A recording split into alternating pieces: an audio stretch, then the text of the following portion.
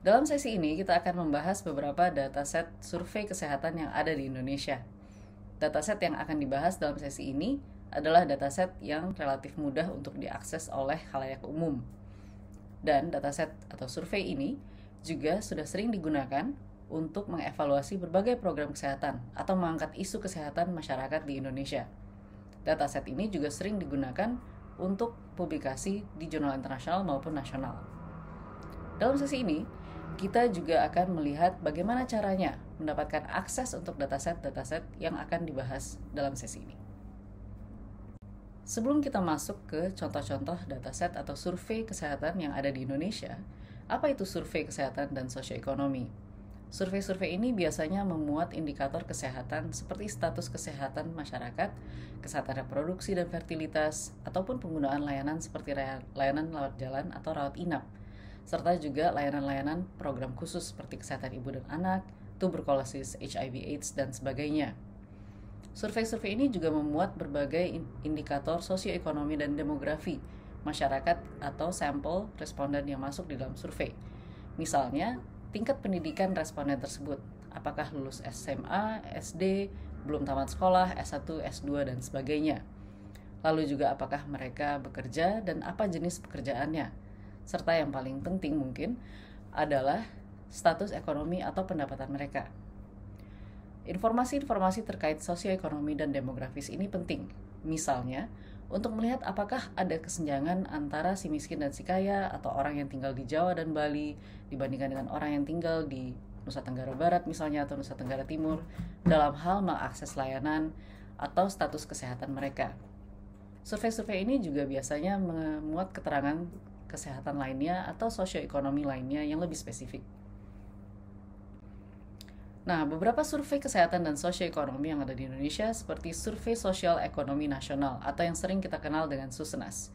Susenas dilakukan oleh Badan Pusat Statistik Indonesia setiap tahun sejak tahun 1963. Lalu ada riset kesehatan dasar atau Riskesdas yang dilakukan oleh Badan Litbangkes di Kementerian Kesehatan Indonesia. Yang ketiga ada Survei Demografi dan Kesehatan Indonesia atau yang sering dikenal dengan SDKI, dilakukan oleh BKKBN bekerjasama dengan BPS dan Macros International. Dan tentunya ada Indonesian Family Life Survey atau IFLS yang digawangi oleh Surveymatter bekerjasama dengan RAND Corporation dan merupakan panel data di Indonesia. Yang terakhir ada World Bank Quantitative Service Delivery Survey atau QSDS yang dilakukan pada tahun 2016. Sekilas mengenai Susenas, selain dimulai tahun 1963, Susenas juga merupakan survei yang sangat-sangat besar. Misalnya di tahun 2019 dan 2020, Susenas mengumpulkan data dari lebih 280.000 rumah tangga dan membuat informasi lebih dari 1 juta responden individual. Susenas representatif di level kabupaten kota. Selain modul inti atau modul core yang dikumpulkan setiap tahunnya, Susenas juga memiliki 3 modul khusus, yaitu modul konsumsi atau pengeluaran dan pendapatan rumah tangga, modul sosial budaya dan pendidikan, serta modul kesehatan dan perumahan. Ketiga modul khusus ini masing-masing dilakukan setiap 3 tahun.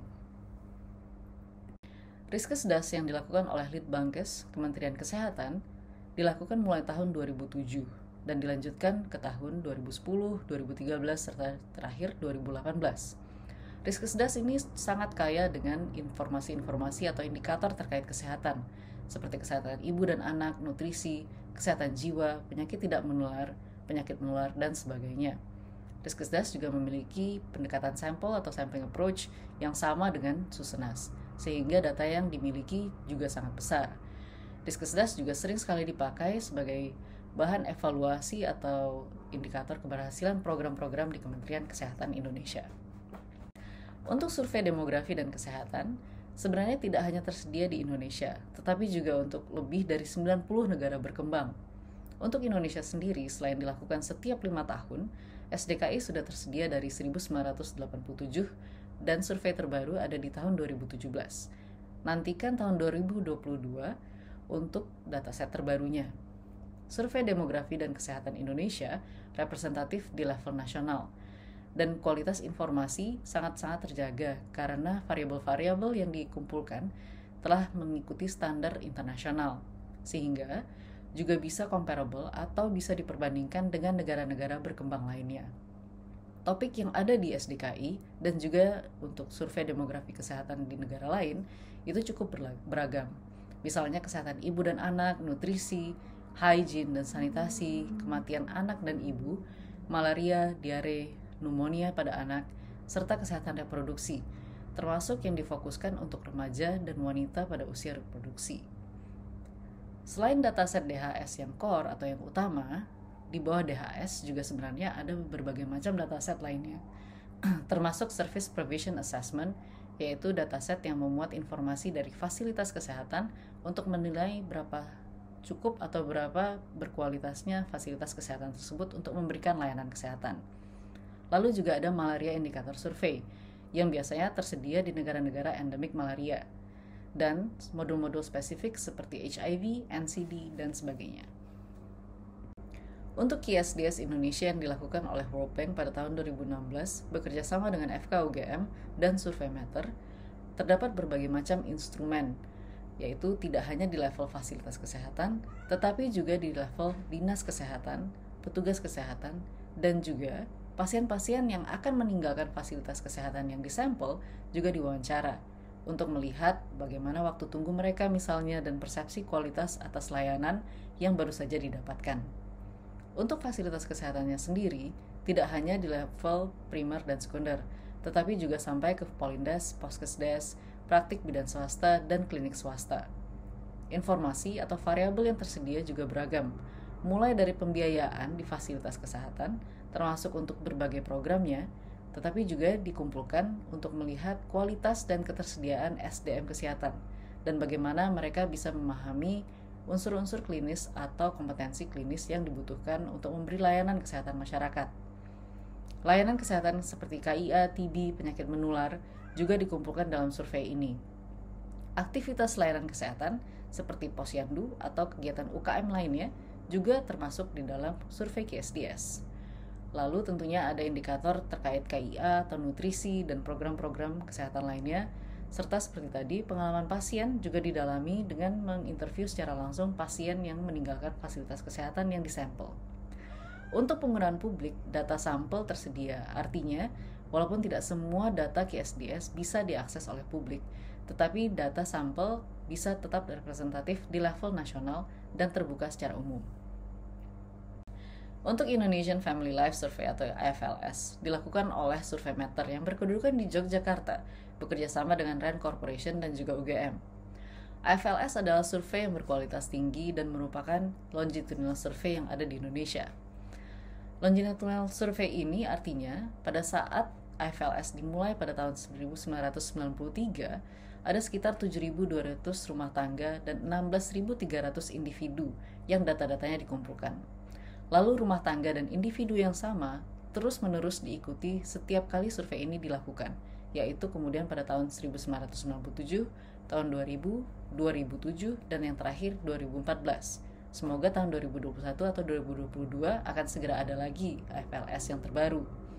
Nah, karena setiap rumah tangga ini diikuti mulai dari awal sampai dengan akhir, serta kalau ada anggota rumah tangga yang kemudian menikah atau pindah rumah atau memiliki keluarga baru, juga terus ditelusuri, maka sampel yang ada di tahun 2014 semakin besar, yaitu dari 7.200 rumah tangga berkembang menjadi 15.900 rumah tangga di tahun 2014, dan dari 16.300 individu di tahun 1993 menjadi lebih dari 50.000 individu di tahun 2014. IFLS juga mengumpulkan banyak sekali informasi-informasi terkait sosioekonomi dan juga kesehatan di Indonesia. Status ekonomi diekspor dengan sangat-sangat lengkap. Kesehatan seperti reproduksi, penggunaan layanan rawat jalan dan rawat inap juga dikumpulkan. Status kesehatan lainnya seperti penyakit tidak menular, kesehatan mental, aktivitas fisik juga dikumpulkan dari semua individu ini setiap kali mereka disurvei. Lalu ada juga isu-isu sosial lainnya yang diangkat di dalam IFLS. Selain modul rumah tangga atau modul yang menginterview individu dan rumah tangga yang ada di daerah itu, IFLS juga mensurvei berbagai macam perangkat atau fasilitas publik yang ada di daerah di mana responden-responden ini tinggal, seperti sekolah, fasilitas kesehatan, dan fasilitas publik lainnya. Jadi IFLS sangat-sangat menarik untuk dieksplor. Setelah mengetahui beberapa sumber data dari survei terkait kesehatan masyarakat yang ada di Indonesia, tentunya kita ingin menggunakan data mentahnya atau raw data untuk melakukan berbagai macam penelitian atau menjawab pertanyaan-pertanyaan penelitian yang relevan untuk diri kita sendiri, institusi kita, dan mungkin juga untuk tesis. Nah, bagaimana cara mengakses sumber data yang telah kita bahas sebelumnya? Nah, untuk Susnas bisa dimintakan langsung ke Badan Pusat Statistik Indonesia dengan mengisi formulir permintaan. Namun, ada dikenakan biaya untuk permintaan data ini sesuai dengan peraturan yang berlaku. Penggunaan data untuk mahasiswa S2 KMK, FK, KMK, UGM bisa juga menghubungi pusat KPMAK atau dosen pembimbing terkait karena kita memiliki juga bank data Susnas yang memiliki izin khusus untuk bisa digunakan untuk tesis mahasiswa.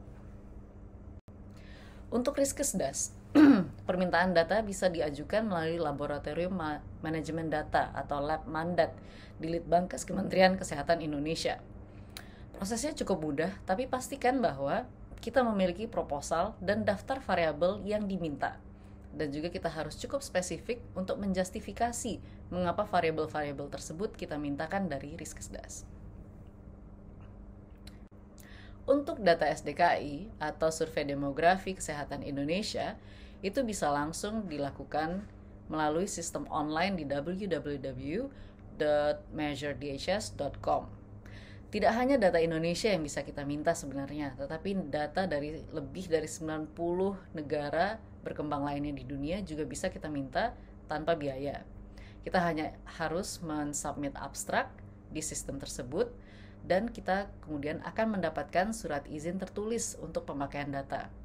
DHS ini karena kemudahannya untuk diakses dan juga kualitas datanya yang terjaga, banyak digunakan sebagai bahan untuk publikasi-publikasi internasional. Jadi mungkin Bapak Ibu juga akan tertarik untuk melihat apa saja variabel-variabel yang tersedia di SDKI ini.